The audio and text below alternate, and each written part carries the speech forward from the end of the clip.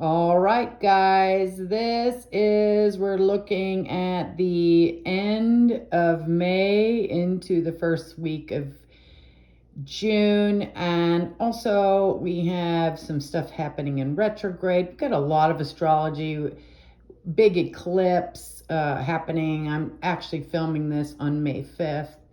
So, the card that came up was Bat. And what you guys need to know about the bat is the rebirth.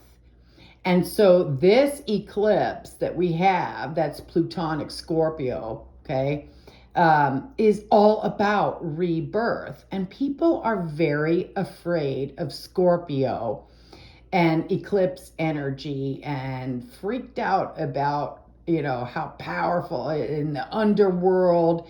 And interestingly enough, people are afraid of bats.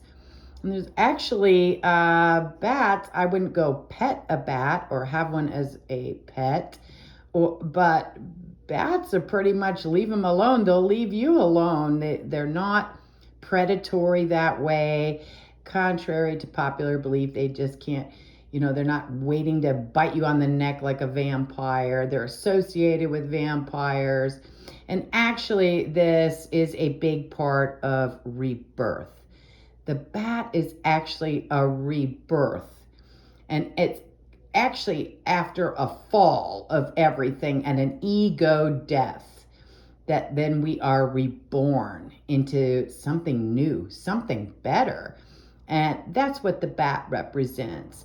In ancient culture, initiates that were going through this energy they were going to be a shaman coming up through the tribe to go through that initiation. And this is an initiation. They might spit on the initiate. They might throw things at them and taunt them and insult them. Now, this is something that you could relate to in your own life while you're going through this initiation. I think it might be appropriate that you're not getting what you need from friends, family, and almost feels like they're taunting you, spitting on you, challenging your beliefs. And it's really for your ego to die. Those connections to that validation of the self to die and then reborn, completely autonomous, completely sovereign. If you were to go to someone in a tribe that is a shaman, they're not worried about what the tribe thinks about them. They could actually care less. And if the tribe, I guess, decided to get rid of them, that would be, wow, boo on them, because the shaman's not looking for their validation. The shaman's there to serve the tribe. They know who they are because they have been through this initiation. They've been spat on. They've been buried in a mound of dirt for days to be in the darkness and then come out anew. Can you imagine, even if you're slightly claustrophobic, to be buried in a mound of dirt for days and only to come out a new person and only be in there with your consciousness? Nothing external to get you out of it and bring you joy, nothing to distract you, just you and your consciousness. I mean, I don't even know if I could do something physically like that, but people do, and they do different chambers and things that we have now that, take you out of everything and it's just you and your consciousness, but it's for a very short amount of time. And this was for days at a time. My gosh. So to get through that initiation period and be reborn, this is a rebirth. This is letting go of all of that. Maybe they have spat on you and challenged you and taunted you.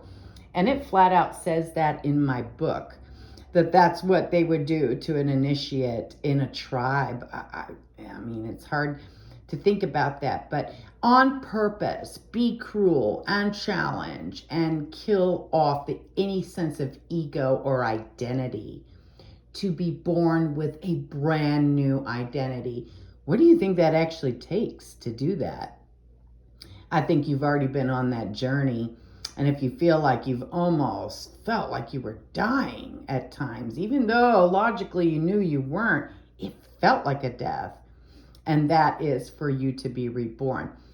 If you had a problem with this and you really struggled, the other thing about Bat is being stuck in a birth canal, a breech birth, not being able to just turn yourself around the right way, get into the flow of things, and come out through the birth canal correctly. And we also know that if there's too much of a struggle, the mother and baby, both or one, may not make it. So it is a bit serious that way, that it's to not hang on to these old constructs of identity, how you think you are seen and fit in the world. Truly to be a shaman and truly to get to these higher aspects, there has to be an ego death. And it's not pretty. And I think we've all been dealing with it one way or another, some very severely, some they can just see certain things just leaving their life. But for you to know, to go ahead and turn yourself around in that womb of the void that brings into the light and come out facing the correct way, that there isn't a struggle. It doesn't need to be an actual physical death. And sometimes if there is that struggle, that could happen. So not to scare you, it's just let go of this stuff. There is no better time than now. This eclipse energy is not that scary. If you are turning yourself around, facing the right way to be born, face up, coming out of the womb, ready to greet your new life, new identity. When you were born on this earth, it doesn't matter. You could have been a starship captain. You could have been all kinds of things in a past life. You could have been Julius Caesar. You're born into this life, and you could end up the janitor at a school. This is a new life. That would be a huge ego death, if that makes sense to you. So something to think about as, we've just come through just amazing times the past several years. And this was the time to really right yourself and come through that birth canal without the struggle and go ahead and be reborn. New identity. Let go of the old ego. Let go of the battle. Let go of all of it. This is where we're at. That really is what this eclipse energy and what we're moving into through the end of the month of May. This is 2023. In case this video gets out there later and you're like, what year? Where were we? 2023, May 5th. So just something that I hope is helpful. This is for my members right now. If you're getting it later, you will be getting it after the fact, but not to be afraid of this. Write yourself. Pretend you are coming through the womb. Come correct. Come face up. Come head first, not backwards, not feet first or butt first or struggling. You could end up really hurting yourself in that birth canal position, if that makes sense to you. And I think for you guys it does.